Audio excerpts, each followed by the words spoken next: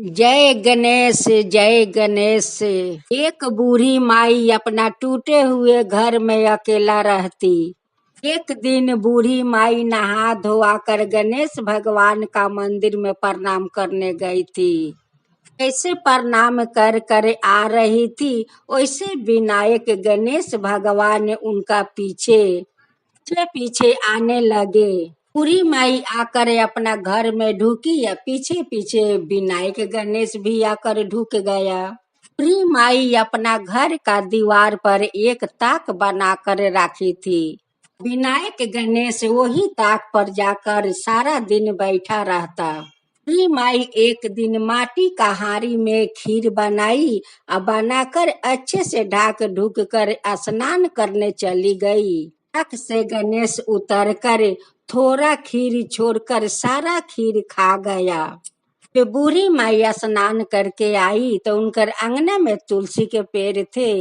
वही पेड़ में पूजा की या पूजा करने के बाद वो जाकर हारी में खीर देखने लगी। हारी उघार कर देखती है तो हारी में 5 तुलसी पाता है और थोड़ा सा खीर है। कहने लगी बूढ़ी माई की हारी तो ढके ढुके है, कौन आकर सारा खीर खाकर भाग गया। दूसरा दिन बूढ़ी माई फिर वही माटी के हारी में खीर बनाई और बनाकर अच्छे से ढक कर स्नान करने चली गई। गणेश उतर कर ताक से आकर सारा खीर खा गए और थोड़ा सा खीर छोड़ दिया। तुलसी आकर वही हारी में 5 पाता डाल गई। गणेश तो रोज चोरी करके खा लेता है खीर, आ खा कर जाकर वही ताक पर बैठ जाता है। अरे अपना पाता नहीं डालूंगी तो बूढ़ी माई तो उपास रह जाएगी। थोड़ा सा खीर या तुलसी पाता बूढ़ी माई खा लेती, उनकर तो पेट भर जाता। फिर तीसरा दिन बूढ़ी माई वही माटी का हारी में खीर बनाई और बनाकर अच्छे से ढाक ढूक कर चली गई स्नान करने। फिर से वो विनायक गणेश उतर कर सारा खीर खा गया और थोड़ा सा खीर छोड़ दिया। फिर से माँ तुलसी आकर 5 पत्ता डाल गई। कहने लगी कि ये तो रोज गणेश चुरा कर खा लेता है और खा कर जाकर ताक में उठ जाता है। मैया स्नान करके आई, माँ तुलसी के पूजा की और पूजा करने के बाद हारी उघार कर देखने गई तो हारी में थोड़ा सा खीर है, 5 तुलसी पाता है, सारा खीर तो खत्म हो चुके थे। बूढ़ी माई कहने लगे कि भाई कौन ऐसा चोर है कि रोज खीर हमारा चुरा कर खाकर भाग जाता है। चोर खीर खाकर स्वाद पा गया है, अब तो हम खीर नहीं बनाऊंगी। माई बेसन किन कर लाई या वही बेसन का मोतीचूर के लड्डू बनाई, बनाकर अच्छे से ढाक ढूक के रख दी और रख कर चली गई स्नान करने कि स्नान करके आऊंगी, माँ तुलसी के पूजा करके यही लड्डू खाऊंगी। इससे गणेश उतर कर 2 लड्डू छोड़कर सारा लड्डू खा गया और खाकर जाकर वही ताक पर उठकर बैठ गया। इसे बूढ़ी माई आकर देखती है तो ये लड्डू 2 है, सारा लड्डू तो खत्म हो चुके हैं। कौन ऐसा चोर है कि धराता नहीं है, हमारा खीर चोरी करके खाकर भाग जाता है, लड्डू कभी खाकर भाग जाता है। लड्डू खाकर बूढ़ी माई अपना घर में वही चौकी पर जाकर सो गई। एक गणेश वो ताक से उतर कर बालक रूप धारण किया करके बूढ़ी माई का पाँव दबाने लगा। बूढ़ी माई का आँख खुला तो देखती है कि एक लड़का हमारा पाँव दबा रहा है। बूढ़ी माई कहने लगी कि ये छोकरा तू मेरा पाँव क्यों दबा रहा है, कहाँ घर है, तेरा माता पिता के क्या नाम है। रुपया गणेश कहने लगे कि माई देख हमारा घर वही गांव में है, यहाँ गणेश जी का मंदिर है, वहीं पर हमारा घर है, वहाँ से आकर हमारा पाँव क्यों दबा रहा है। रुपया गणेश कहने लगे कि माई हमें तो लगा कि तेरा पाँव दुखा रहा है, वही के लिए तू सो रही है, उसी कारण से आकर हम तेरा पाँव दबा रही हूँ। माई बहरूपिया गणेश का नाम पूछने लगी। ओ बहरूपिया गणेश कहने लगे कि माई हमारा नाम तो विनायक है। पूरी माई वो विनायक से सारा बात कहने लगी। विनायक कवन ऐसा चोर है कि हमें परेशान कर रखा है। दिन से खीर बनाकर रखती हूँ, स्नान करने चली जाती हूँ, आकर देखती हूँ कि हारी में तो खीर नहीं है, 5 तुलसी पाता है और थोड़ा सा खीर है। सारा खीर चोरी करके खाकर भाग जाता है। अगर एक बार वो चोर हमारा हाथ लाग जाता तो उसको ऐसा कान पकड़ती, ऐसा कान पकड़ कर मोचोड़ती, भी हमारा खीर चोरी करके वो नहीं खाता। रुपया विनायक कहने लगे कि माई, तू ओ चोर के इतना जोर से कान मचोरोगी तो उसका कान में दर्द नहीं होगा। माई कहने लगी कि वो चोर जे हमारा खीर चोरी करके खाकर भाग जाता है। पूरी माई बाजरा का रोटी या गेदरी के साग बहुत पसंद करती। एक दिन गणेश बाजरा का रोटी या गेदरी के साग लिया कर वही बूढ़ी माई के दी। तो बूढ़ी माई बाजरा का रोटी या गेदरी के साग देख कर बहुत खुश हो गई, बहुत खुश हो गई। कहने लगी कि विनायक देख, ये मेरा फेवरेट रोटी या साग है। गेदरी के साग या बाजरा के रोटी हमें बहुत अच्छा लगता है, इसे बहुत पसंद करती हूँ, हमें खाने में बहुत ही अच्छा लगता है। पूरी माई बाजरा का रोटी या साग तो खा ली, खा कर कहने लगी कि विनायक ये रोटी साग तेरा माँ बनाई है। इस बहरूपिया कहने लगे कि हाँ माई, ये तो मेरी माँ बनाती है बाजरा का रोटी या गेदरी के साग, देख कितना सुंदर बनाई है। तो बूढ़ी माई गणेश के माँ का बड़ाई करने लगी, कहने लगी कि देख विनायक, तेरा माँ कितना सुंदर बाजरा के रोटी बनाती है, आ गेदरी के साग देख खाने में कितना अच्छा स्वाद लगता है। फिर दूसरा दिन गणेश वही बाजरा के रोटी या गेदरी के साग लिया कर वही बूढ़ी माँ के हाथ में दिया। बूढ़ी माई खाकर तो बहुत खुश हो गई। बहरूपिया गणेश कहने लगे कि माई, तेरा हाथ के खीर शायद अच्छा होता है, उसी लिए तो चोर खाकर भाग जाता है। माई, तू आज हमें खीर बनाकर खिलाएगी, एक बार हमें खिला देना माई, एक बार खिला दे। फिर विनायक का माँ अपना विनायक के खोज रही थी, खोजते खोजते बहुत परेशान हो गई थी। जाकर अपना महादेव से कहने लगी कि स्वामी देखिए, विनायक के कोई पता नहीं है कि कहाँ चला गया, रोज सारा दिन ना पता रहता है और रात के चले आते हैं, सारा दिन ना खा पी कर ना जाने कहाँ कहाँ रहता है। एक दिन माँ पार्वती और महादेव दोनों अपना विनायक के पीछा किया। विनायक गणेश अपना मूषक से कहने लगे कि मूषक महाराज, ले चलो वही बूढ़ी माई का घर तक, वो बूढ़ी माई का घर तर उतार देना और तुम जाकर कहीं छुप जाना। गणेश का पीछा करते हुए माँ पार्वती महादेव वही बूढ़ी माई का घर तक आ पहुँचे। दोनों देखने लगे कि बूढ़ी माई एक गणेश के तो खीर बनाकर खिला रही है, यही खीर खाने के लिए तो यहाँ सारा दिन आकर पड़े रहते हैं। पार्वती और महादेव अपना भेष बदलते हुए बूढ़ी माई का घर में आ पहुँचे। कहने लगे कि तुम खीर आकर खाते हो, खीर खाने के लिए तुम यहाँ पर रोज चले आते हो। माई कहने लगी कि बेटा, ये तेरा बेटा है। रुपया महादेव भगवान कहने लगे कि हाँ माता, ये हमारा बेटा है, ये हमारा विनायक है। माई कहने लगी कि बेटा, ये तेरा विनायक तो बहुत प्यारा है रे, बहुत प्यारा है तेरा बेटा। माई कहने लगी ओ माँ पार्वती से कि बेटी, तू कितना सुंदर गेदरी के साग बनाती है, बाजरा के रोटी, कितना स्वादिष्ट रोटी बनाती है या गेदरी के साग बेटी। पार्वती कहने लगी कि माता, तुम्हें कैसे पता है कि हम गेदरी के साग और बाजरा के रोटी अच्छा बनाती हूँ। माई कहने लगी कि नारे बेटी देख, तेरा विनायक हमें 2 दिन बाजरा के रोटी या गेदरी के साग लिया कर खिलाया है। बात सुनकर महादेव मुस्कुराने लगे और कहने लगे मने मने कि कब इनकर माँ गेदरी के साग या बाजरा की रोटी बनाई है। कहने लगे कि देख माई, मेरी माँ बहुत सुंदर बाजरा के रोटी या गेदरी के साग बनाती है, तू तो खाई है। फिर माई कहने लगी कि हाँ रे विनायक, तेरा माँ तो बहुत सुंदर गेदरी के साग और बाजरा की रोटी बनाती है।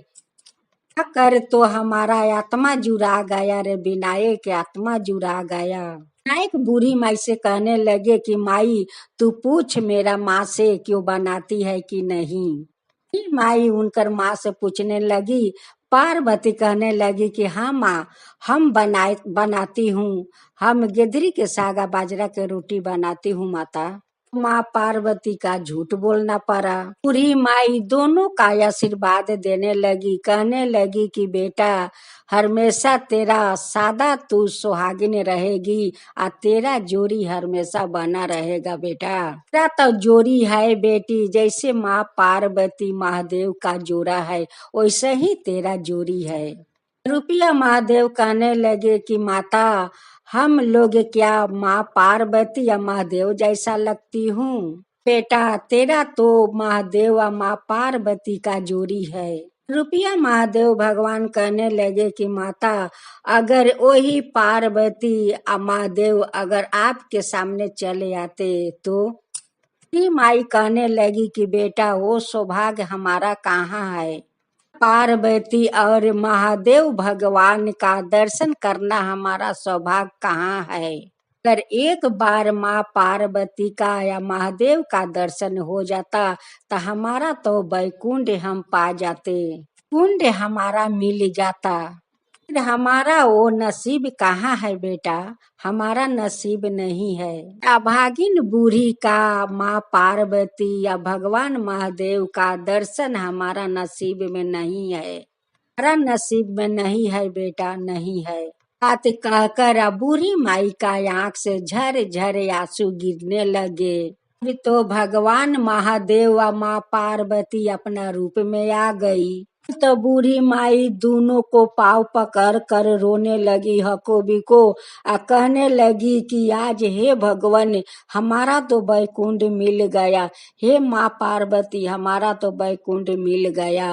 आज तो हमारा सारा पाप धो गया, सारा पाप धो गया हे भगवान ने। आज तो हमारा आपका दर्शन पाकर हमारा मुक्ति मिल गया, हमारा तो मुक्ति मिल गया भगवान। हे माँ पार्वती हमारा मुक्ति मिल गया।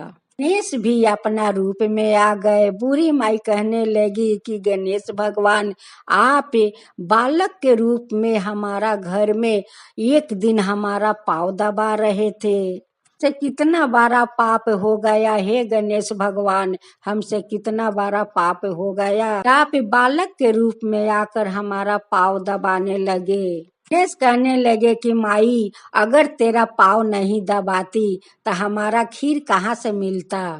तेरा खीर माई कोई चोर नहीं खा रहे थे, ओ हम ही चोर हूँ कि तेरा रोज खीर चोरी करके खा जाता। सा खीर छोड़ देते।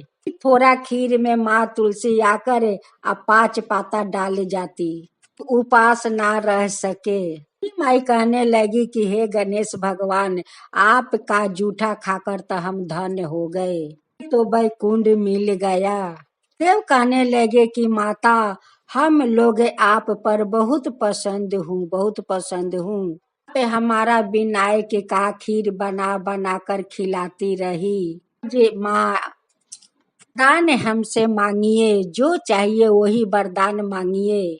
माई कहने लगी कि भगवान, मैं क्या वरदान मांगू, मेरा आगा पीछा तो कोई नहीं। भगवान, अगर वरदान देना चाहते हैं तो आप अपना शरण हमें दीजिए, करे आपका शरण में जाऊं और वही आपके शरण में रहूं। पे मर कर एक माली का घर में जन्म लेंगे माता, आया पे हमारा लिए माला का फूल बनाकर रोज मंदिर में ले आया करिए माता। माला हमें रोज पहनूंगी। माँ तो मर कर वही मालिन का घर में जाकर जन्म ली। अरे होकर रोज फूल का माला बनाकर वही मंदिर में चौपाया करती और वही फूल का माला महादेव पहनते। कभी तो मालिन वही मंदिर में जाकर सारा दिन बैठकर माला गूंथा करती। जैसे हम पर कृपा किए महादेव, वैसे सब पर कृपा कीजिए, सब पर कृपा कीजिए। हर महादेव, हर हर महादेव।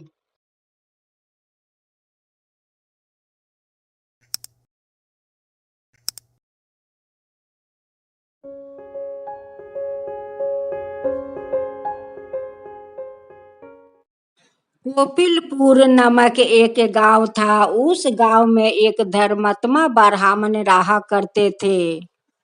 ब्राह्मण देव अपना पुत्र को करम नाम रखा था। अपना पुत्र को सारे मांगे पूरा करता था। ब्राह्मण देव गणेश भगवान का बहुत बड़ा परम भक्त था। वो गणेश मंदिर में जाकर वो बहुत श्रद्धा भक्ति से गणेश भगवान का पूजा करवाता था। करम बाहर जाकर गलत साथी संगी का साथ पकड़ लिया था, लेकिन ब्राह्मण को पता नहीं था और नहीं ब्राह्मणी को पता था। करम तो छोटे से बहुत कुछ सीख लिया था। वो तो बहुत बड़ा जुआरू बन गया था। करम गलत संगी के साथ रहते रहते निसारू और जुआरू बन गया। ब्राह्मण देव गणेश भगवान का मंदिर में जो पूजा करवाता, जो दान दक्षिणा मिलता, वो दक्षिणा लिया कर अपना पत्नी को हाथ में दे देते थे। पत्नी जाकर तिजोरी में रख देती। रोज ब्राह्मण देव दान दक्षिणा लिया कर अपना पत्नी को दिया करते या वो ले जाकर तिजोरी में रखा करती। ऐसा ही करते करते तो कुछ दिन बीत गया। एक दिन एक साहूकार का घर में एक बेटा जन्म लिया। उसी बेटा को नामकरण करने के लिए साहूकार ब्राह्मण देव को बुलवाया। ब्राह्मण देव जाकर नामकरण करवाया। साहूकार खुशी से ब्राह्मण देव को एक सोना का चैन दिया। साहूकार ब्राह्मण जी को बहुत सारा दान दक्षिणा दिया, सोना के चैन दिया, बहुत सारा वस्तु देकर और बहुत श्रद्धा से वो विदाई किया। ब्राह्मण देव बहुत खुश होकर अपना घर आते हैं और सारा सामान ब्राह्मणी को दिखाते हैं और सारा दान को पैसा देते हैं ब्राह्मणी को। ब्राह्मणी ले जाकर वही तिजोरी में रख देती है। ब्राह्मण देव ब्राह्मणी से कहते हैं कि देखो ब्राह्मणी, वो साहूकार कितना दयालु है। देखो कितना सामान मुझे दान दिया, सोना के चैन दिया, कितना वो दयालु है। ब्राह्मण का बेटा करम तो बहुत बड़ा जुआरू बन गया था। करम घर में जाकर चुपके से तिजोरी से पैसा निकाल लेता और बाहर जाकर निशा खाता, जुआ खेलता और संगी साथी को भी खिलाता। ऐसे करते करते तो वो तिजोरी का सारा पैसा साफ कर चुका था, लेकिन ब्राह्मणी को पता नहीं चला। एक दिन ब्राह्मण अपना ब्राह्मणी से कहते हैं कि ब्राह्मणी, वो सारे दक्षिणा को पैसा, सोना का चैन, ये सब जतन से रखना। एक दिन यही सब मेरे करम को कामे आएगा। इधर तो करम तिजोरी साफ कर रहा था। एक दिन ब्राह्मणी सोच रही थी कि मैं एक दिन तिजोरी खोलकर देखूंगी कि कितना सारा धन जमा हुआ है। एक दिन ब्राह्मणी तिजोरी खोल कर देख रही थी। देखती है कि तिजोरी में तो एक पैसा नहीं है। तिजोरी तो पूरा सफैया हो चुका है। सारे धन गया तो कहाँ गया। कर्म को तो पिताजी जो कर्म मांगता है वही देते हैं। सारे मांग तो पूरे करते हैं, लेकिन कर्म को तो पैसा को कोई जरूरत नहीं है, क्योंकि उनकी पिताजी सारे मांग पूरा करते हैं। इस सब के बारे में कर्म को माँ ब्राह्मण से नहीं बताती है। तिजोरी तो सारे खाली कर ही चुके थे। जो अनय वस्तु घर में अनमोल था, वो भी सारे जुए में हार चुके थे। एक दिन ब्राह्मण देव कहीं जा रहे थे। वो पांचों जुआरी एक जगह बैठे हुए थे, लेकिन ब्राह्मण देव को तो पता नहीं था कि ये पांचों जुआरू है।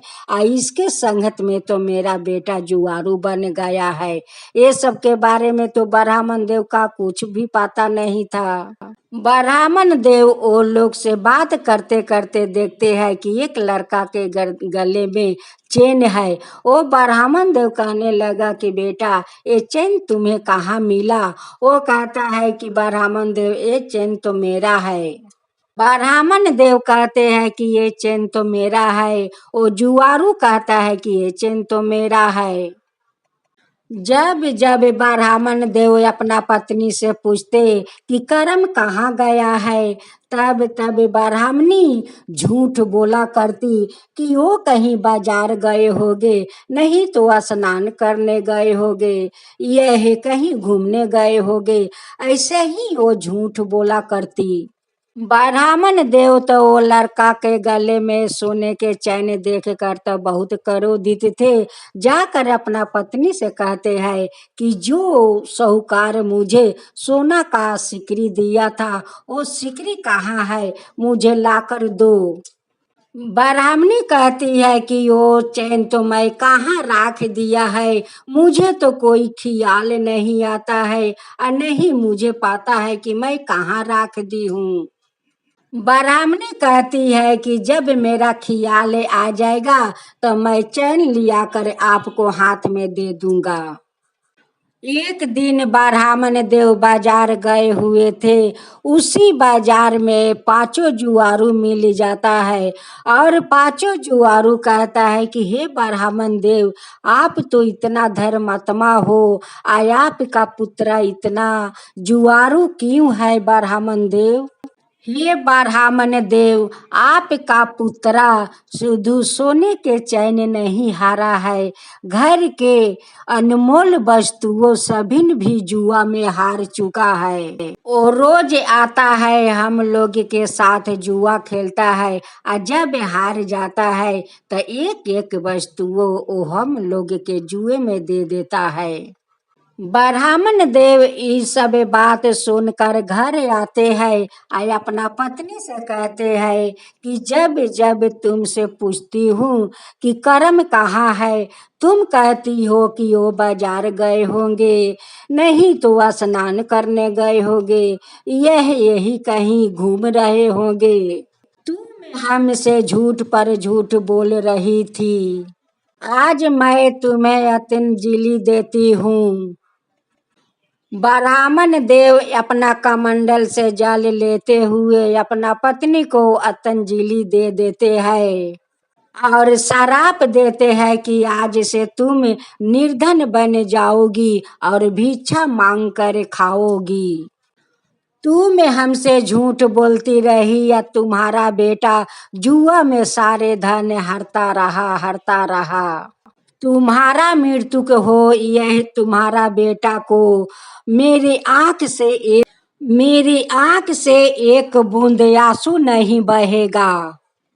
ब्राह्मण देव गणेश भगवान का मंदिर में जाकर रहने लगा, और गणेश भगवान का वहीं पर पूजा पाठ करने लगा। ब्राह्मणी का शराप के कारण निर्धन बनकर गावा गाई भिक्षा मांगने लगी। एक दिन गांव आलो को कर्म पर नजर पड़ता है। सभी लोग चोर चोर कहकर दौड़ रहे थे। कर्म आकर उसी मंदिर में आकर छुप जाता है। उस मंदिर का उस दिन दीप बुझने के कारण से मंदिर अंधकार हो गया था। मंदिर के बाहर गणेश भगवान के सारे भक्त लोग सो रहे थे। कर्म अपना धोती से थोड़ा कपड़ा फाड़ लेता है या उसी दीप में डाल देता है, और डाल कर दीप को जलाकर गणेश भगवान का मंदिर को रोशनी कर देता है। जैसे करम में रोशनी करके मंदिर से निकल कर भाग रहे थे, एक आदमी का शरीर पर जाकर गिर जाता है। वो लोग पकड़ कर करम को बहुत मार मारता है, इतना मारता है कि बेहोश करके वो लोग फेंक देता है। जब जमराज को पता चला कि करम तो मर चुका है, जमराज अपना रथ पर चढ़े हुए आ रहे थे। जमराज अपना दूत से कह रहे हैं कि दूत, करम तो मर चुका है, करम के इस रथ पर उठाओ। उस समय करम बेहोशी हालत में गणेश भगवान को पुकारता है, हे गणेश भगवान, हमें आप बचा लीजिए। करम को आवाज सुनकर गणेश भगवान आते हैं और जमराज से कहते हैं कि जमराज, करम को आप छोड़ दो, उसे मत ले जाओ, उसे तो मैं अपना मूषक पर बैठाकर अपना साथ मंदिर ले जाऊंगी। जमराज कहते हैं कि हे गणेश भगवान, आप क्यों इन्हें ले जाना चाहते हैं मंदिर में? हे यमराज, मेरे मंदिर तो अंधकार हो गया था, सारे मेरे भक्त लोग सो गए थे। आज ये लड़का आकर मेरा मंदिर को रोशनी किया है, इसलिए मैं इसे ले जाना चाहती हूँ अपना साथ। करम तो शर्म के मारे अपना सिर नहीं उठा रहे थे। वो गणेश भगवान का पैर पकड़ कर वो प्रणाम करता है। इस देश छोड़कर दूसरा देश जा रहा था। जाते जाते उनकी माँ मिलती है, अपना माँ को लेकर दूसरा देश में चला जाता है। उस देश में जाकर गणेश भगवान का परम भक्त बन जाता है और उनकी माँ उनकी सेवा करती है। परम उस देश में जाकर एक सच बोलने वाला, सच राह पर चलने वाला धर्मात्मा ब्राह्मण बन गया। एक निसारू और जुआरू से परमात्मा ब्राह्मण बन गया। सावन का महीना का मेला था। भोलेनाथ जी का मंदिर में बहुत भारी भक्तों को लाइन था, बहुत बड़ा लाइन था। माता पार्वती अपना विनायक गणेश से कहती है कि बेटे देखो, आपका पिता को सारे दुनिया लोग दूध और जल से अभिषेक करेंगे, तुम अपना पिताजी को अभिषेक नहीं करोगे। विनायक कहते हैं कि माता जरूर पिताजी को अभिषेक कराऊंगी, आप तो पहले मुझे कांवर तो सजा दो। माता और पुत्रा कांवर लेकर मेले जाते हैं। जहाँ भक्तों का लाइन का रेला लगा है, वहीं पर माता और पुत्र दोनों जाते हैं। माता तो अपना पति को स्नान कराने के लिए मंदिर के अंदर चली जाती है, लेकिन विनायक तो बाहर रह जाते हैं। मंदिर के बाहर एक बहुत बड़ा सीढ़ी था। गणेश भगवान उसी सीढ़ी से वो मंदिर के ऊपर चढ़ जाते हैं और मंदिर के ऊपर जाकर वो लोटे के जल ढाल देता है और वो जल सारे आकर माता पिता पर गिरते हैं और माता पिता उनकी जल से स्नान कर लेते हैं। और गणेश भगवान उस मंदिर का 7 बार परिक्रमा करते हैं। विनायक तो अपना माता पिता को दोनों को स्नान भी करवाया और 7 परिक्रमा भी किया। विनायक कहते हैं कि माता पिताजी, आपको अभी तक तो अभिषेक नहीं हुआ, मेरा तो सारा कार्य पूरा हो चुका। पार्वती भोलेनाथ से कहती है कि स्वामी, आपका भक्त तो इतना सारा फल दिया है, आप फल छोड़कर बेलपत्र भांग धतूर क्यों चबाते हो स्वामी? भोलेनाथ कहते हैं कि विनायक के माता देखिए, जो स्वाद बेलपत्ता भांग धतूर में है वो स्वाद फल में कहाँ है। अब तो विनायक खरे खरे थक चुके थे। वो कहते हैं कि माता पिता को तो अभी रास लीला चलता है, मैं इतना देर तक मैं क्या करूं। एक दुकान में बहुत सारा लड्डू और मोदक है, वही दुकान से जाकर एक थाला में लड्डू और मोदक सजा लेता है और लेकर उसी मंदिर के ऊपर बैठ जाता है और बहुत मजे से मोदक और लड्डू खा रहे थे। जब माता पार्वती निकलती है या कहती है कि विनायक कहाँ चला गया, विनायक कहाँ चला गया। वो कहता है कि माँ तुम खोज रही हो, देखो मैं यहाँ पर बैठकर लड्डू और मोदक को माजा ले रही हूँ। माता पार्वती कहती है कि विनायक तुम मंदिर के ऊपर बैठ कर आराम से मोदक लड्डू खा रहे हो, नीचे उतरो, घर नहीं जाना है तुम्हें। विनायक कहते हैं कि माता आप जब घर चलेंगे तब तो मैं चलूंगी।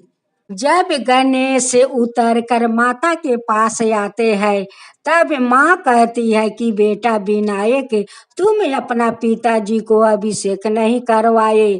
गणेश कहने लगे कि माता आप तो अंदर जाकर पिताजी को बहुत प्रेम से स्नान करा रही थी, मैं तो भीड़ में जा नहीं सकी, उस लिए मंदिर के ऊपर उठ गया और उसी का ऊपर से मैं जल ढाल दिया। माता पिता दोनों को मैं अभिषेक करवा दिया माता।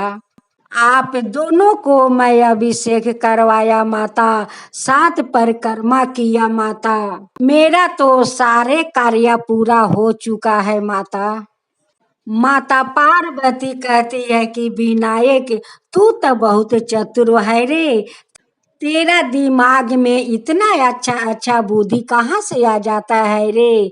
विनायक कहता है कि माता किसका बेटा हूँ, उस भगवान का पुत्रा हूँ, आपका पुत्रा हूँ, उस लिए तो हमारा इतना उस लिए तो हमारा इतना बुद्धि है माता, हमारा इतना बुद्धि है।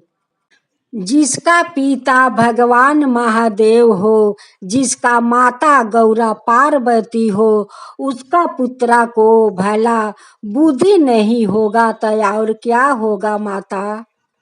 ये तो आप लोग का सिखाया हुआ धर्म के राह पर चल रहा हूँ माता, चल रहा हूँ। हे विनायक गणेश आपका तो बुद्धि अपरंपार है, आपका तो लीला अपरंपार है। जो आपका गाथा सुनाता है, जो सुनता है, जो हुंकारी पड़ता है, उन सब का ऊपर कृपा कीजिए हे विनायक गणेश, हे गौरा पार्वती, हे भोलेनाथ, वो सब का ऊपर कृपा कीजिए, वो सब का ऊपर कृपा कीजिए। गणेश भगवान की जय हो, माता पार्वती की जय हो, भगवान महादेव की जय हो। एक बुढ़िया माई का 2 बेटे और 2 बहू थी। बुढ़िया माई एगो गाय पोस रखी थी। बुढ़िया माई का गाय दूध देती थी। बुढ़िया माई दूध एक टाइम दूह कर वो बाजार में बेचकर अपना संसार चलाती थी, आ एक टाइम दूध दूह कर अपना बहू के दे देती थी। बहू दूध का छाना बनाती है और वही छाना से मोदक बनाती है और सब परिवार मिलजुल के वो लोग खाते हैं। रोज रोज बुढ़िया माई अपना गाय को चराने के लिए बाहर ले जाती है, और जब घर में ले आती है तो सुबह छेक कर बाजार में बेचती है और शाम को दूह कर अपना बहू को दे देती है। वो लोग मोदक बहुत पसंद करते थे, उसलिए उनकी बहू मोदक रोज बनाती थी। एक दिन बुढ़िया माई गणेश भगवान का मंदिर के पास जाती है, अपना गाय को जंगल में छोड़ देती है और गणेश भगवान का मंदिर के सामने जाकर बैठ जाती है। उस समय गणेश जी देखते हैं कि मेरे मंदिर के सामने तो एक बुढ़िया माई बैठी हुई है। गणेश भगवान ने अपन बालक को रूप धारण करते हैं, आया कर बुढ़िया माई से कहते हैं, बूढ़ी माई मेरे दरवाजे के सामने तू बैठकर क्या कर रही हो। यह माई कहती है कि बेटा मैं तो गाय चरा रहा हूँ। अब गणेश जाकर वही बुढ़िया माई के पास बैठ जाते हैं और कहते हैं कि माई तेरा गाय दूध देती है। बुढ़िया माई कहती है कि हाँ बेटा मेरा गाय तो दूध देती है। एक टाइम दूध मैं बाजार में बेचती हूँ, उस दूध से मेरा संसार चलता है। एक टाइम दूध दूहकर अपना बहू को देती हूँ। बहू छाना बनाकर वही छाना का मोदक बनाती है। क्योंकि मेरे परिवार में सब लोग मोदक बहुत पसंद करते हैं, उसलिए मेरी बहू रोज मोदक बनाती है। मोदक का बात सुनकर तक गणेश भगवान बहुत खुश हो जाते हैं। कहते हैं कि माई तेरा बहू तो बहुत अच्छी है कि दूध को छाना बनाकर मोदक बनाती है। बहरूपिया गणेश कहता है कि माई एक दिन तू मुझे तो मोदक खिला दे। ओ बुढ़िया माई कहती है कि बेटा मेरे बहू तो रात के मोदक बनाती है, दिन को तो दूध हम लोग बेच देते हैं। ठीक है बेटा, मैं रात को 2 मोदक लेकर रख दूंगी और तुम सवेरे मेरा घर आना और मोदक तुम्हें खिलाऊंगी। बहरूपिया गणेश कहता है कि माई आज तेरा साथ मैं तेरा घर चलती हूँ। जब तेरा बहू रात को मोदक बनाएगी वही मोदक से 2 मोदक मुझे खिला देना।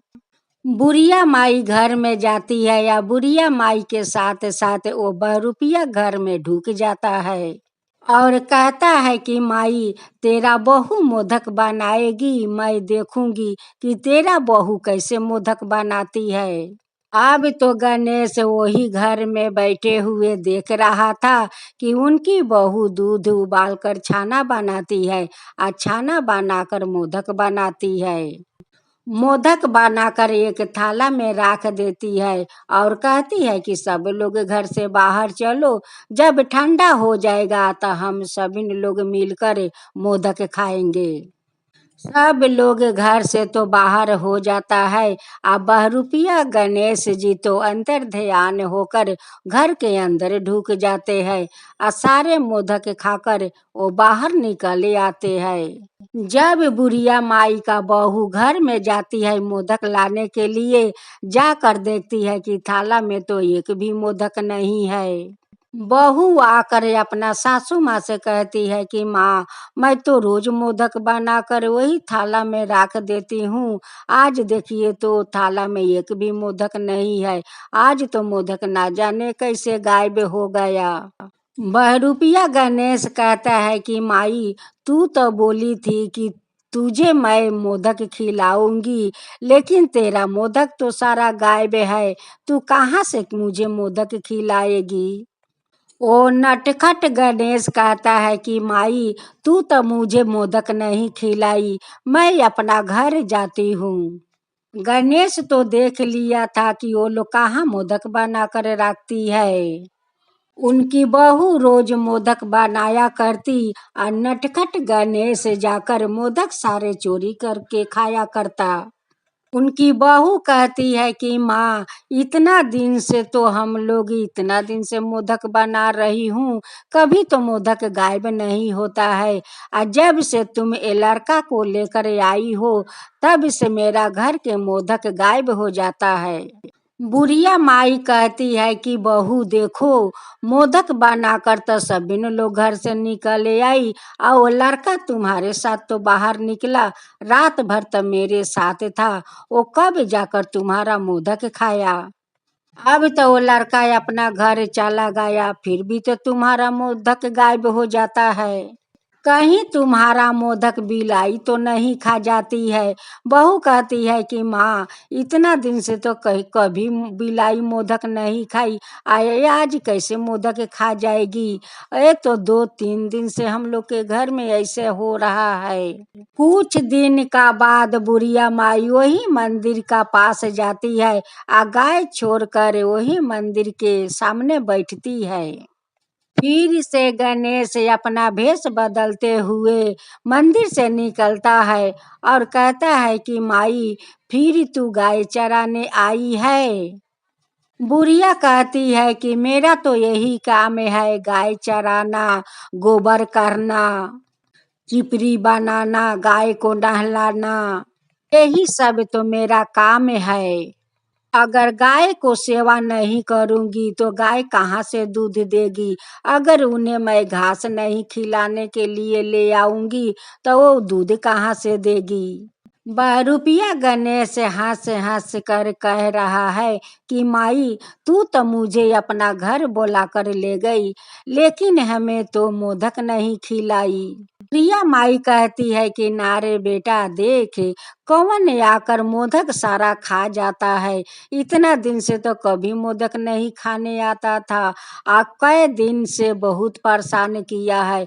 मेरी बहू मोदक बना कर रखती है, ना जाने कौन जानवर आकर खा जाता है।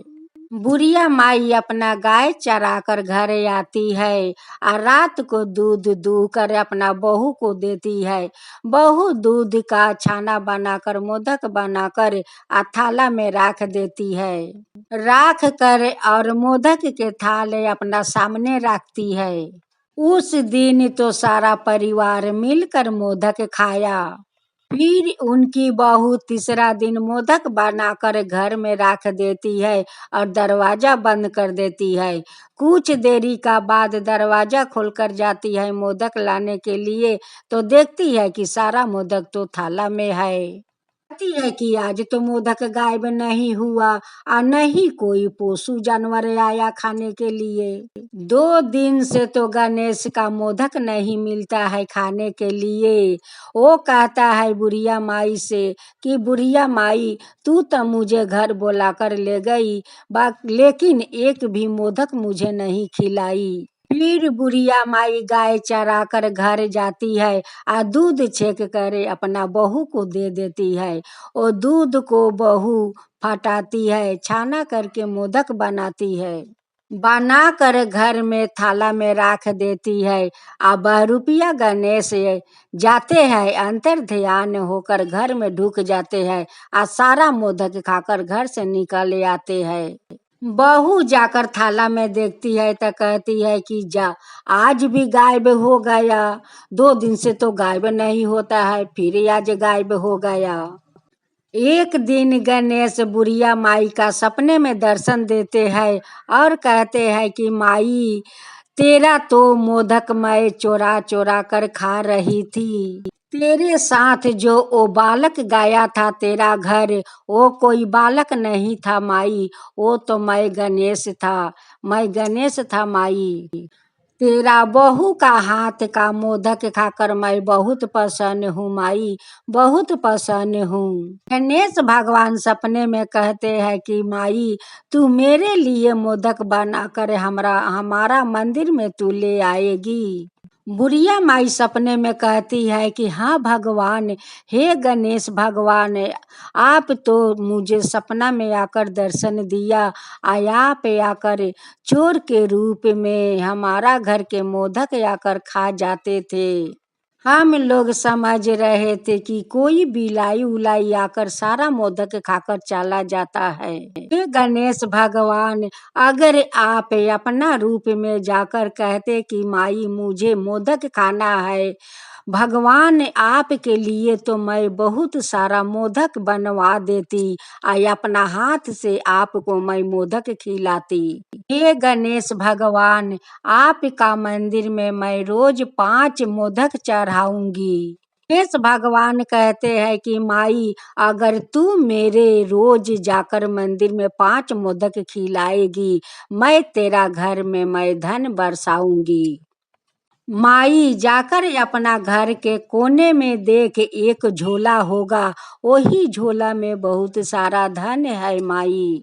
तेरा बहू का हाथ का मोदक खाकर तो मैं बहुत प्रसन्न हूँ माई, बहुत प्रसन्न हूँ। जब बुढ़िया माई का अंगी टूटता है तो कहती है कि इतना सुंदर मैं सपना देख रही हूँ, गणेश भगवान सपने में मुझे दर्शन दिया और बहुत कुछ मुझे बताया। बुढ़िया माई अपना बहू से सारा बात बताती है, सपने से लेकर वो मंदिर तक बताती है कि कैसे गणेश घर में आया। कैसे चोरी करके मोदक खाता था। कहती है कि बहू, मेरे सपने में गणेश भगवान दर्शन दिया। दे कर कहते हैं कि माई, बिलाई तेरा मोदक नहीं खा रही है, वो मोदक तो मैं खाती हूँ माई, मैं चोरी करके खाती हूँ। तू मेरे मंदिर में रोज 5 मोदक चढ़ाएगी, मैं तेरा घर में धन बरसाऊंगी। यही बात गणेश भगवान मेरे सपने में कह रहा था। बुढ़िया माई को तो घर गणेश भगवान मोदक खाकर धन से भर दिया। जय गणेश, जय गणेश, जय गणेश। सत्यानंद बहादुर का विशाल राज्य था, किसी भी चीज का कमी नहीं थी। हर तरफ खुशहाली थी, किसी को कोई दुख या कष्ट नहीं था। राजा का एक पुत्री थी यमुनी। अभी यमुनी 1 बरस की थी। यमुनी बड़ी होकर गणेश भगवान का भक्त बन जाती है। अभी यमुनी 1 बरस के नहीं हुई कि महारानी कादम्बरी चल बसी। कादम्बरी रानी का मरने के बाद राजा अत्यंत ही दुखी थे। यमुनी अभी बहुत ही छोटी थी, उसका पालन पोषण और उनकी देखभाल माँ के बिना असंभव था। इन सब बातों को ध्यान में रख कर राजा ने दूसरी विवाह किया। दूसरी महारानी का नाम सोमावती थी। वह अत्यंत ही निर्दय और कर्कश थी, अपनी ही मौज मस्ती में डूबी रहती थी। यमुनी की मुख देखना नहीं चाहती थी। जब यमुनी के मुख पर नजर पड़ती थी, तब महारानी अपना मुख को फेर लेती थी। यामिनी केवल 10 दासियों के भरोसे पल बढ़ रही थी। 10 दासियों उसे बड़े स्नेह से पालती थी। यामिनी कुछ बड़ी हुई तो अपने पालनहार के रूप में 10 दासियों को ही पाया, इसलिए उनसे उसे स्नेह हो गया। यमुनी कभी कभी माँ का प्यार पाने के लिए सौतेली माँ सोमावती के पास जाती है तो वह यमुनी को देखते ही नागिन का तरह फुफकार उठाती थी। कहने लगती, बिना माँ किया भागिनी, फूटे किस्मत तेरी, मुझे माँ कहने के लिए आती है। चल निकल निकल मेरे महल से और दोबारा आने की कोशिश मत करे, समझी। बेदर्द और शक्ति आवाज से बोलती थी कि यमुनी बेचारी डर जाती थी। इस समय चक्कर चला और रानी सोमावती भी माँ बन गई। उसने दामिनी नाम एक कन्या को जन्म दिया। दामिनी भी बड़ी हो गई। सोमावती अपनी बेटी दामिनी को भी सिखा देती है कि यमुनी गंधी है, अभागिन है, उसके पास मत जाना। अपनी माँ के कहे अनुसार दामिनी यमुनी के पास नहीं जाती थी। इस प्रकार सोमावती और दामिनी दोनों माँ बेटी यमुनी से हिंसा करने लगी। यमुनी घर का काम किया करती, गणेश जी का पूजा करती। यमुनी अपना सौतेली माँ का बात को कभी कान नहीं देती थी। अब तो यमुनी और दामिनी दोनों विवाह योग्य हो गई। महारानी सोमावती ने महाराज से कहती है, महाराज मेरी बेटी का विवाह है किसी अच्छे सुंदर और निरपुरन राजकुमार से कराना। जबकि रानी का बात पर राजा भी हाँ भर दिया। यमनी के लिए साधारण भी चलेगा। समीप के राज्य के राजा नंदवीर के पुत्र राजकुमार महेंद्र के साथ यामिनी के तथा राज कुलदीप चंद का पुत्र राजकुमार कर दिया जाए और सुरजीत का साथ दामिनी का विवाह संपन्न हुआ। रानी सोमावती आशीर्वाद देते समय हाथ फेरती है तो क्या देती है कि सब कुछ उल्टा हो जाए। यामिनी तो देखते ही रह गई। यामिनी का पति सुंदर योग्य है, पर दामिनी का पति नाटा काला और काना है। रानी देख कर अबाक रह गई, पर उस समय उसने संतोष कर लिया। यामिनी और दामिनी दोनों तो ससुराल चली गई। यामिनी और उसके पति को मारने के लिए सोमावती ने एक तंत्रिक को बुलाकर ले आती है। तेला माँ भयानक षंड मंत्र रच डाली। तांत्रिक ने मंत्र पढ़कर 2 खीलों को भेजा। खीलो जाकर यामिनी और उसकी पति महेंद्र राजा के सिर में चुभ गई। खीलों के चुभते ही दोनों कबूतर बनकर उड़ने लगे। इधर तांत्रिक ने इन दोनों को स्वस्थ करने के लिए हवन प्रभाव कर दिया। रानी भी उसके पास ही बैठ गई। इधर यह दोनों कबूतर चंपित उड़ते उड़ते दामिनी का महल पहुंच गया। उस समय दामिनी अपने पति के साथ झूले में बैठी थी। दोनों कबूतर जाकर दामिनी और उसके पति सुरजीत की गोद में बैठ गया। सुंदर सुंदर कबूतर को दोनों सहलाने लगे। तभी उनकी नजर कबूतरों के सिर पर चुभी हुई खीलों पर नजर पड़ गई। कबूतर के सिर से खील को निकाल कर दोनों ने अपने अपने सिर में चुभा लिया। खीलों के निकलते ही यामिनी असंपति अपने असली रूप में प्रकट हो गया। दोनों अपना अपना रूप में आ गया और अपना महल लौट गया।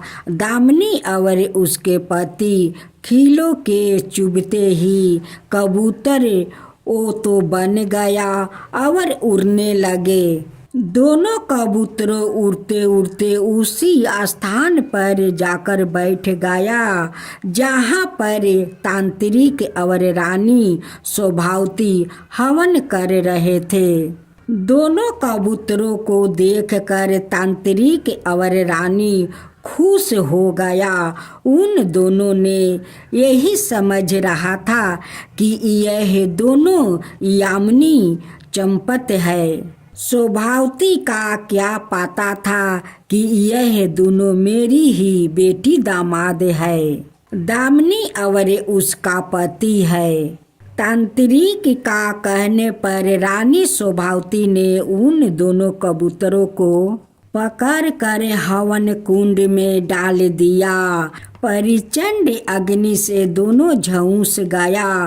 तभी उन दोनों के सिर से चुभे दोनों खीलों निकलकर अलग हो गया। खीलों के निकलते ही दामिनी चंपत अपने असली रूप में प्रयास किया पर असफल रह गया। दामिनी उसकी पति सुरजीत जल कर राख हो गया। रानी सोमावती रो रो कर और पछताने लगी। उधर अपने राज्य में दामिनी और उसकी पति महेंद्र राज्य में खुशी खुशी से रहने लगे। यामिनी और यामिनी का पति महेंद्र गणेश जी का चरण में जाकर सिर झुकाकर प्रणाम किया। हे गणेश भगवान, बचाने वाला आप है, मारने वाला आप है। आपका तो कृपा महिमा अपरंपार है। हे गणेश भगवान, कि सोमावती अपना सौतेला बेटी दामाद के मारने के लिए तो तंत्रिक बोलाई, लेकिन उल्टा हो गया। वो तो उनकी दामिनी बेटी और उनकी दामाद जलकर भस्म हो गया। इसलिए दूसरा के गिरने के लिए कभी कुआं नहीं खोदना चाहिए, खुद उस कुआं में गिर जाना पड़ता है। यामिनी तो गणेश भगवान का भक्त थी। गणेश भगवान भला अपना भक्त को कैसे नुकसान पहुंचने देते। गणपति मूर्ति मोरिया, गणपति पापा मोरिया। गणेश जी की जय हो, गणेश जी की जय हो। आज हम गणेश भगवान और एक बूढ़ा बूढ़ी का कहानी सुनाने जा रही हूँ। अगर हमारा कहानी आप लोग का अच्छे लगे तो एक लाइक शेयर जरूर कीजिएगा और इस कहानी का आप लोग जरूर सुनिएगा। एक गांव में एक पति पत्नी रहा करते थे। उनकी कोई संतान नहीं था। उनके पास एक रिक्शा था। उस रिक्शा पर आदमी का थोड़ बहुत माल ढोआ करते थे और जो पैसा मिलता वो अपना पत्नी को लिया कर दे देते थे। पत्नी अपना हिसाब से खर्चा करती थी। जब वो खाना बनाती थी तो 2 रोटी गणेश भगवान का नाम से निकालती थी या 2 रोटी विष्णु भगवान का नाम से निकाल देती थी। 2 थाले में रोटी परोसती थी, 2 गिलास में पानी और पानी का न्यूच करके वो गणेश भगवान और विष्णु भगवान का भोग लगाया करती थी। और जब भोग लगाया हो जाता था, उनकी द्वार पर एक गाय माता रोज आती थी और वही गाय माता का उस भोग को खिला देती थी। पति का नाम धर्मनाथ सिंह था या पत्नी के नाम जमुना सिंह थी। धर्मनाथ सिंह अपने रिक्शे पर थोड़ बहुत माल लाद कर सभी दुकानें दिया करता था। जो पैसा मिलता था उसी से वो अपना संसार चलाया करते थे। एक दिन जमुना जो गणेश भगवान और विष्णु भगवान का भोग लगाई थी, उसी भोग गाय माता को खिला रही थी। उसी समय धर्मनाथ आते हैं और कहते हैं कि हे भगवान, तुम क्यों अन्न को बर्बादी कर रही हो। एक तो मैं इतना मेहनत करती हूँ, बड़ी मेहनत से 2 रोटी जुटाती हूँ और तुम उस रोटी को गाय माता को खिला देती हो। विष्णु भगवान के नाम से निकालती हो, गणेश भगवान का नाम से निकालती हो और उस रोटी का गाय को खिला देती हो। वो तुम क्यों रोटी का बर्बाद कर रही हो। वही रोटी अगर हम लोग खा लेते तो हम लोग का शायद पेट भर जाता। इस 2 रोटी के लिए तो मैं मेहनत कर रही हूँ और तुम रोटी ले जाकर गाय को खिला देती हो। अगर भगवान के लिए मैं नहीं निकालूंगी तो भगवान हम लोग का कहाँ से देंगे। आज उनके लिए निकालती हूँ तो भगवान का कृपा से हम लोग का घर में 2 रोटी तो आ जाता है। गणेश भगवान का कृपा से तो हम लोग को भोजन मिलता है। 2 रोटी वक्त पर मिल जाता है, वो हम लोग का कम है। धर्मनाथ सिंह अपना पत्नी से कहते हैं कि हे भगवान, तुम ठीक कहती हो। अगर हम लोग भगवान को ख्याल नहीं रखेंगे तो भगवान हम लोग का भी ख्याल नहीं रखेंगे। तुम 2 भगवान के नाम से निकालो और गौ माता को तुम भोजन रोज खिलाया करो। धर्मनाथ सिंह का कुछ बंजर जमीन था, उस पर वो बेचारा रोज हाल चलाता था, लेकिन उस बंजर जमीन पर कोई अनाज नहीं उगता था। वो बहुत परेशान था कि क्या मैं क्या करूं भगवान, मैं तो उस जमीन पर कितना मेहनत करती हूँ, लेकिन उस जमीन पर तो अनाज नहीं होता है। मैं तो बहुत परेशान हूँ। एक दिन धर्मनाथ सिंह का तबीयत खराब हो जाता है। तबीयत खराब होने के कारण से उनकी घर का खर्चा आना बंद हो जाता है। अब तक जमुना सिंह बहुत चिंता करती है कि मेरे पति को तो तबीयत खराब हो गया है, अब वो कमाई तो नहीं कर सकेगा, मेरा घर में भोजन कहाँ से आएगा। इसी सब लेकर वो चिंता कर रही थी। और चिंता करते करते अपना पति का शरीर पर अपना सिर रख कर सो जाती है। गणेश भगवान विष्णु भगवान का पास जाते हैं और कहते हैं कि हे विष्णु भगवान, हम लोग का भक्त तो बहुत तकलीफ में पड़ी है, वो बहुत संकट में पड़ी है, उनका लिए तो हम लोग का कुछ करना होगा। हे विष्णु, हम लोग का कुछ करना होगा। गणेश भगवान कहते हैं कि क्यों नहीं हम दोनों उस बंजर जमीन पर हाल जोतते हैं और उस जमीन पर अन्न उगाते हैं। गणेश भगवान और विष्णु भगवान उस बंजर खेत का अपना शक्ति से जोत देते हैं और उस खेत में अनाज उगा देते हैं। गणेश भगवान विष्णु भगवान से कहते हैं कि विष्णु जी देखिए, अब धर्मनाथ जी का खेत कैसे अन्न से हरे भरे है और कैसा लहरा रहा है। गणेश भगवान जमुना का सपने में आते हैं और कहते हैं कि हे देवी, अपना आँख खोलो, अपना आँख खोलो और जाकर अपना जमीन में देखो कि कैसे अन्न से भरे हुए है और तुम्हारा खेत अन्न से लहरा रहा है। जब जमुना का आंगी टूटता है तो कहती है अपना पति से कि देखिए, मैं कितना सुंदर सपना देख रही हूँ। गणेश भगवान मेरे सपने में आए थे और कह रहे थे कि देखो, आँख खोलो देवी, आँख खोलो और अपना खेत जाकर देखो, उस खेत में अन्न लहरा रहा है। अब तो धर्मनाथ सिंह अपना पत्नी से कहते हैं कि गणेश भगवान सपने में आकर ऐसा बोल रहे थे। वो कहती है कि हाँ पति देव, ऐसा ही बोल रहे थे। कहती है कि क्यों नहीं हम लोग चलकर अपना खेत में देखता हूँ। दोनों पति पत्नी जब खेत में पहुँच कर देखते हैं, देख कर वो दोनों तो आश्चर्य में पड़ गए। धर्मनाथ सिंह कहते हैं कि देखो भगवान, देखो हम लोग का खेत में तो हीरा मोती उगता है और देखो कैसे हीरा मोती लहरा रहा है। ये देखो कैसे हम लोग का जमीन में चमत्कार हो गया। उनकी पत्नी कहती है कि ये तो चमत्कार हुआ है, सब गणेश भगवान का कृपा है, विष्णु भगवान का कृपा है, वही लोग का कृपा से तो आज हम लोग का खेत में सोना मोती उगलता है। देखिए कितना सुंदर लहरा रहा है। अब तो धर्मनाथ जी का घर अन्न से भर गया।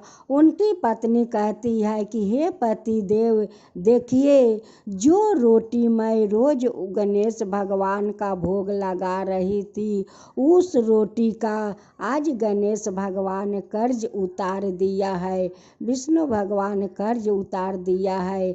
देखिए, जितना खाया नहीं उतना तो आपको घर में धन भर दिया गणेश भगवान, उतना तो आपका घर में धन भर दिया। उस धर्मनाथ सिंह कह रहे हैं कि हाँ भगवान, तुम ठीक कह रही हो, जितना भगवान का भोग लगाई थी उससे ज़्यादा भगवान हम लोग का घर में धन भर दिया है। जमुना अपना पति से कहती है कि क्यों नहीं गणेश भगवान का मंदिर में हम लोग जाकर उन्हें धन्यवाद करूं। दोनों पति पत्नी गणेश भगवान का मंदिर में जाते हैं और जाकर दोनों हाथ जोड़कर गणेश भगवान का धन्यवाद करते हैं कि हे गणेश भगवान, आप तो मेरा घर धन से भर दिया। जितना मैं आपको भोग नहीं लगाया उससे कई ज़्यादा आप मेरा घर भर दिया। हे गणेश भगवान, मेरा तो घर भर दिया। गणेश भगवान फिर अपना एक और चमत्कार दिखाते हैं। जैसे गणेश भगवान का मंदिर से दोनों पति पत्नी बाहर निकलते हैं, वैसे गणेश भगवान एक साधु का रूप धारण करते हुए एक अपने हाथ में बालक लिए आ बाहर खड़े हुए थे।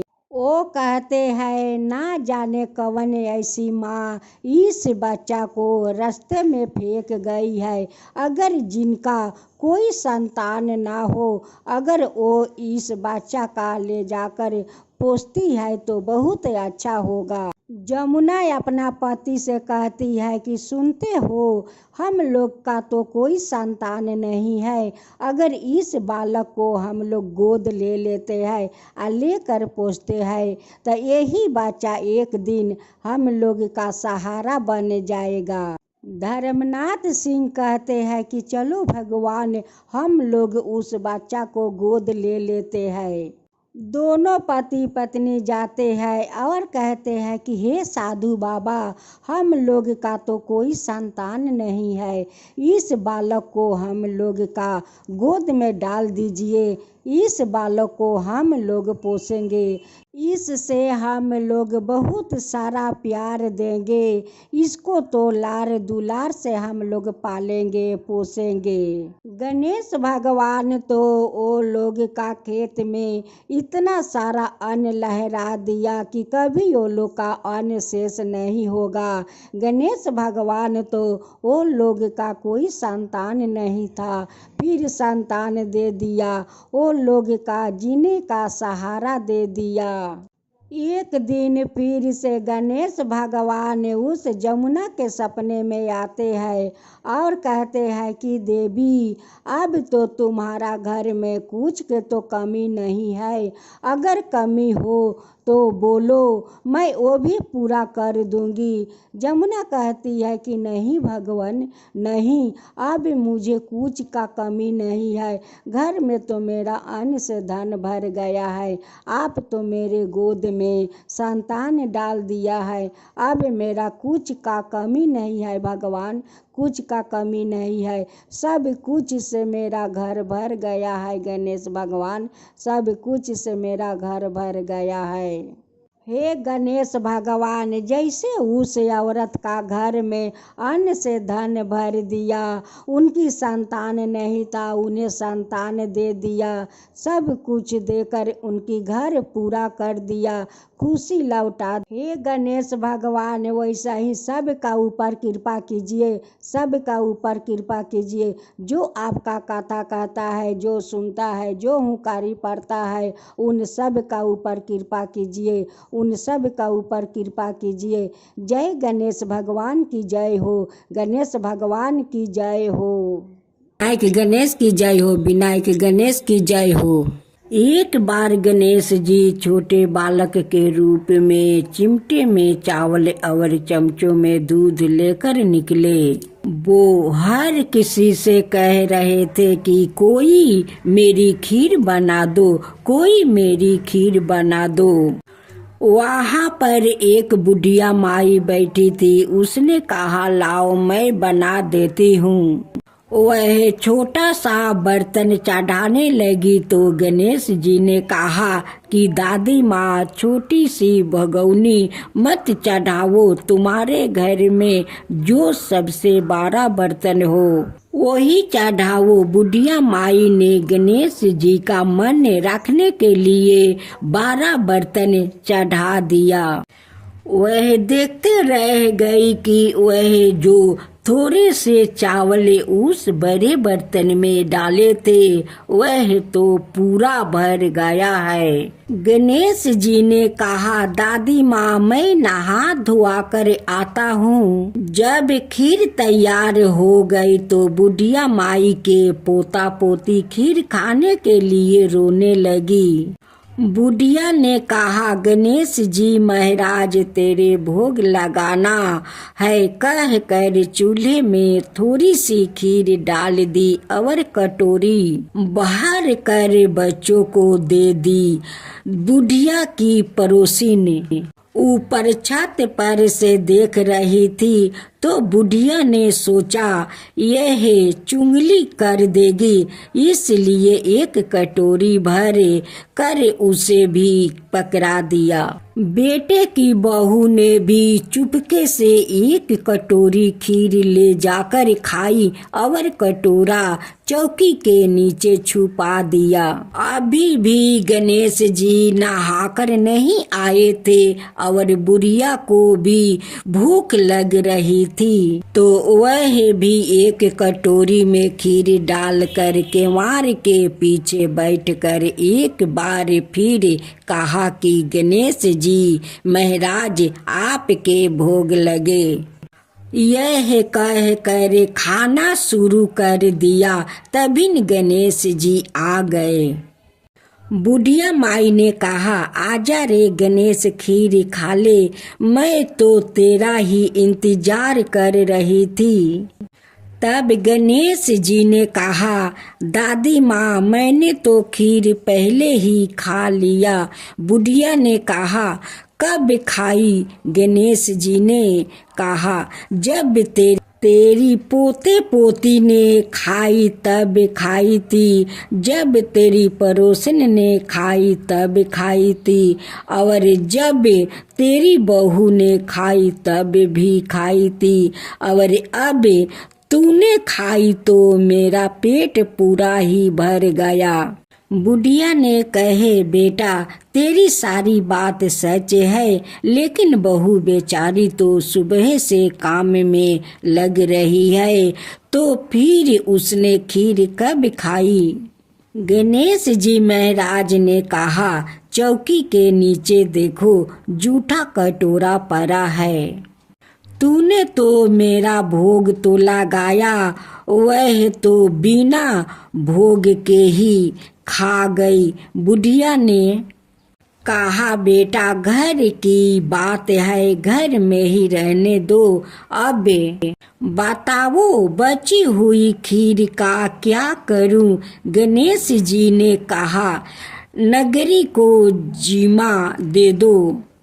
बुढ़िया माई ने पूरी नगरी जिम्मा दी, फिर भी बर्तन खाली नहीं हुआ। जब राजा को यह बात पता चली तो राजा ने बुढ़िया को बुलाया और कहा, क्या रे बुढ़िया, ऐसा बर्तन तेरे घर पर कहाँ से आया? ऐसा बर्तन तो राजा का महल में होना चाहिए। बुढ़िया ने कहा, राजा जी इस बर्तन को आप ले लो। राजा जी ने खीर का बर्तन महल में मांग लिया। लाते ही खीर में कीड़े मकोड़े बिच्छू कंकर हो गया और दुर्गंध आने लगी। यह देख कर राजा ने बुढ़िया से कहा, बुढ़िया बर्तन आपस ले जा, जा तुझे मैंने दिया। बुढ़िया ने कहा, राजा जी आप देते तो पहले ही कभी दे देते, यह बर्तन तो मुझे मेरे गणेश जी ने दिया है। बुढ़िया ने बर्तन आपस ले आया। लाते ही सुगंधित खीर हो गई। घर आकर बुढ़िया ने गणेश जी से कहा, बची हुई खीर का क्या करे? गणेश जी ने कहा, बची हुई खीर को झोपड़ी के कोने में खारा खोद कर गाड़ दो। उसी जगह सुबह उठ कर आपस देखेगी तो धन के 2 चेहरे मिलेंगे। ऐसे कह कर गणेश जी अंतर ध्यान हो गए। जाते समय झोपड़ी के लात मारते हुए गए तो झोपड़ी की जगह पर महल हो गया। सुबह बहू ने फवारा लेकर पूरे घर को खोद दिया तो कुछ भी नहीं मिला। बहू ने कहा, सासू जी थारो गणेश जी तो झूठो है। सास ने कहा, बहू मारो, गणेश झूठो तो नहीं है, लाओ मैं देखूं। वह सुई लेकर खोदने लगी तो टन टन करते दो धन के चरे निकल आया। बहू ने कहा, सासू जी गणेश जी तो सचो ही है। सास ने कहा, गणेश जी तो भावनाओं का भूखा है। हे गजानंद गणेश जी महाराज, जैसे अपने बुढ़िया को दिया वैसे सबको देना। हे विनायक जी की कहानी कहने वालों, हुंकारे भरने वालों और आस पास के सभी ने सुनने वालों सबको देना। जय गणेश जय गणेश जय गणेश देवा, माता जानकी पार्वती पिता महादेवा। जय गणेश जय गणेश जय गणेश देवा। एक दांत दयावंत चार भुजी धारी, मस्तक सिंदूर सोहे मूस की सवारी। जय गणेश जय गणेश जय गणेश देवा, माता जानकी पार्वती पिता महादेवा। अंधन को आँख देते, कोढ़ियन को काया, बाजिन को पुत्र देते, निर्धन को माया। जय गणेश जय गणेश जय गणेश देवा, माता जानकी पार्वती पिता महादेवा। हार चढ़े फूल चढ़े और चढ़े मेवा, लड्डुअन का भोग लगे संत करे सेवा। जय गणेश जय गणेश जय गणेश देवा, दीनन की लाज रखो सुबह सुतिवारी, कमना का पूरा करो जग बलिहारी। जय गणेश जय गणेश जय गणेश देवा, सूर्य सायं शरण आए सफल की जो सेवा। जय गणेश जय गणेश जय गणेश देवा, माता जानकी पार्वती पिता महादेवा।